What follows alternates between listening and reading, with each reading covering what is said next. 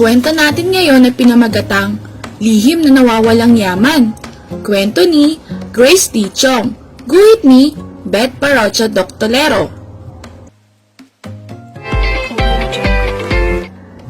Pagkadilim-dilim ng Biyernes na hapon na yon, pero hindi napigilan si Teo at mga kaibigan niya na maglaro sa may lumat sira-sirang bahay na kawayan sa tabi ng sapa. Ubod silang hinihiyaw nang paulit-ulit ang kabisado ng bawat bata sa umingat.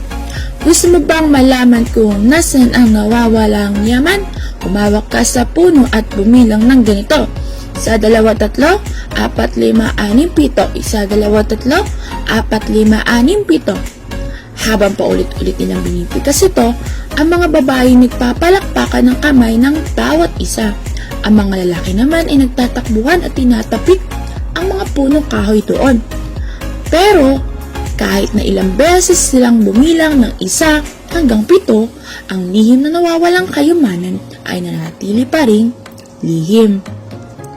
Isang araw sa matagal na nakaraan, may mag-asawang dumating sa umingan.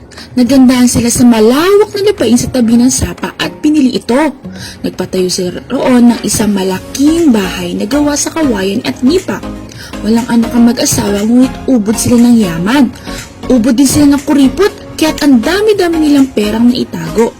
Isang araw, ang babae nagkasakit ng malala at siya'y namatay. Dinamdam ng lubha ng lalaki ang pagkamatay ng asawa niya. Siya'y nagkasakit din at nasiraan ng bait.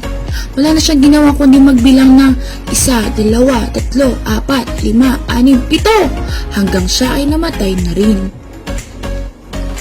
Walang mga kamag-anak ang mag-asawa para magmana sa naiwan nilang bahay at lupa. Kaya't pinahanap ng bawat mayor ng bayan ang natatagong kayamanan ng mag-asawa. Inalughog nila ang bahay at naghuhukay-hukay sila sa bakuran, ngunit wala. Ang lihim na nawawalang yaman. 1, 2, 3, 4, 5, 6, 7. Walang nakatira sa bahay. Putas-putas ng bubong at dingding, kaya't sabi ng mga matatanda sa mga bata, "Lumayo kayo sa bahay na nakakatakot." Pero gustong-gusto maglaro ng mga bata roon. Tamang pagtaguan ng mga malalaking puno at mga bato. Sinasalo ng damuhan ng kanilang pagbaksak sa balinsuwek. Masarap maglaro ng singking sa isang lugar doon na sementado.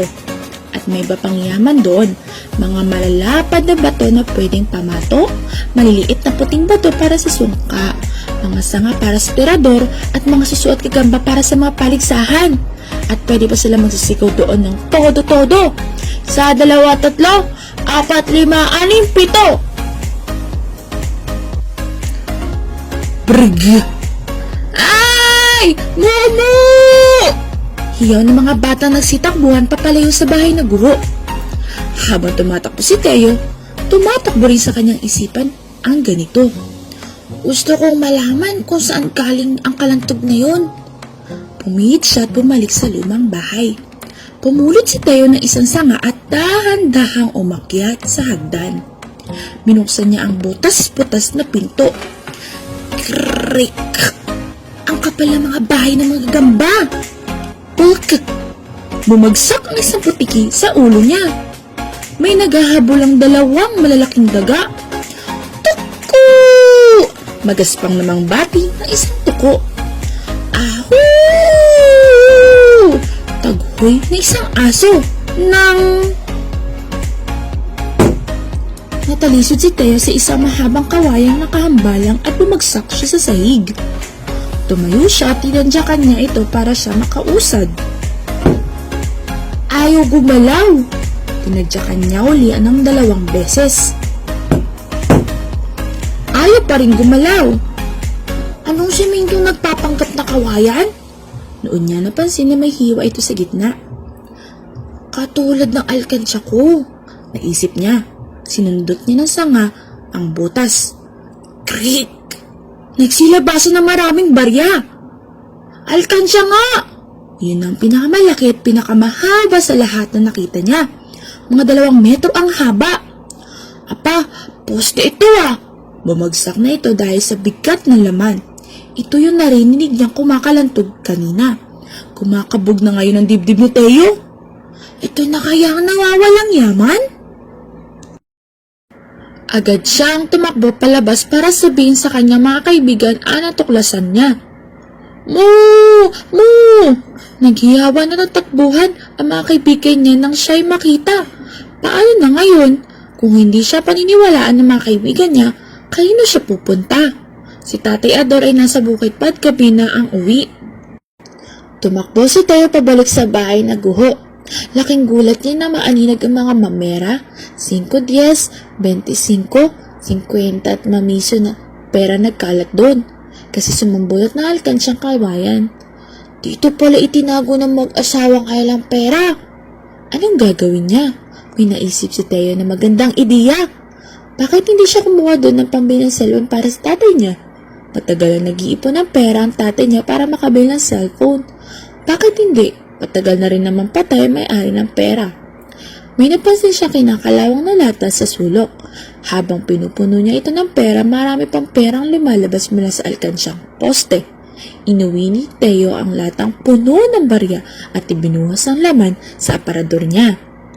Kinabukasan, nagising si Teo sa ingay ng mga manok. Abalang-abala si Tatay Ador na nagpapapasok ng mga manok sa kulungan. Dumungaw si Teo sa bintana at binati ang kanyang ama. Tay, makakabil na po kayo ng cellphone na second hand. Talaga ha? Patawan sagot ng tatay niya. Sanay na kasi siya sa mga magagaling na ideya ng anak. Totoo, tay, nadiskubre ko kung nasa ng nawawalang yaman. Kiit ni Teo. Halika at may papakita ko sa'yo. May bagyong darating, dapat kong... Sagot ng tatay niya habang sinasara mga kulungan ng manok. Umakit ka na rito, tay! Hay, Mateo! Bulala si Tatay Ador nang buksan ni Teo ang aparador tumilapo ng maraming pera. Saan mo kinuha ito? Sa alkansya sa bahay nag-uusot tabi ng sapa. Sagot ni Teo. Alkansya? Tanong ng ama niya. Pinakita ni Teo ang kanyang maliit na alkansyang kawayan. Parang ganito, tay, pero malaking malaki at mahabang mahaba, isang poste. Teka, sabat ni Tatay Ador, ibig mong sabihin galing mga perang ito sa bahay na kawayan? Opo, at ang dami-dami pang naiwan. Konti lang po ang kinuha ko para sa inyo. Sino pang nakakaalam tungkol dito? Ako lang po, sasabihin ko sana sa mga kaibigan ko pero nagtakbuhan sila. Napapaiyak si Teo. Tay, naniniwala ka sa akin, di ba? Tanong niya. Oo, Teo, pero punta tayo sa bahay na guho. Alok ni Teo sabay hila sa kamay ng tatay niya. Pabalos na si Tatay Ador nang makita ang buntong-buntong pera sa magkabila ng posteng kawayan. Tama nga si Teo, isa itong napakalaking alkansya. Biglang pumatak ang ulan mula sa butas ng bubong. Dali, kailangan may alis natin ang mga perang ito bago bumaha. Ang sapat matanga ito ng agos. Ibig niyong sabihin, iuwi natin ang mga perang ito? Tanong ni Teo nakangiti. Siguraduhin lamang nating ligtas ito. Habang niyuyugyug ng hangin ng mga punong kahoy at bumubuhos ng ulan, pinagtulungan ng mag-ama na mailagay sa isang sako ang mga pera at inuwi ito sa kanilang bahay. Matapos silang magpunas ng tuwalya, may naisip na namang ideya si Teo. Tay, sa dami nito pwede na tayong bumili ng bagong cellphone, yung may camera. Hindi, Teo. Hindi natin pwedeng gamitin ng pera, hindi atin ito. Bakit hindi? Patay na ang may-ari, di po ba, tay? Kahit na. Kanino po ito? Tanong ni Teo. Pag-aari ng ating munisipyo. Ha? Nagtataka si Teo. Pero hindi pa pwedeng atin na lang to, tay? Wala naman nakakita eh. Hindi, Teo. Bigay diin ni Tatay Ador. Pero sabi niyo kailangan niyo ng cellphone. Napalakas ng boss si Teo. Oo, totoo yan, pero hindi atin ang perang ito. Pero wala namang nakakaalam. Halos sumiyaw na si Teo. Hignan ni Tatay Ador si Teo sa mata at marang sinabi, pero alam ng Diyos. Oo nga po. At wala nang masabi si Teo. Sige, pantayan mo ang bahay, dadaling ko ang mga pera kay Mayor Belisario. Sigurado matutuwa siya nang nalutas ng lihim na wawalang yaman. Toy, pwede ba mag-iwang ka na kahit isa lang bilang alaala ha? Toy! Sorry nak, pero dapat nating ibigay lahat. Sagot ni Tatay Ador, pinasan niya ang sako ng pera at pinaandar ang jeep. Bakit kayang tagal-tagal na hindi pa bumabalik si tatay? Tanong ni Teo sa sarili. Lumabas na ang araw na nagtatago sa mga ulap ng marinig ni Teo ang ubong ng jeep sa may gate. Agad siyang bumaba ng bahay. Tay, anong sabi ni Mayor? Ang sabi ko at sasabihin ko muli. Sagot ni Mayor na bumababa sa jeep kasama si Tatay Ador.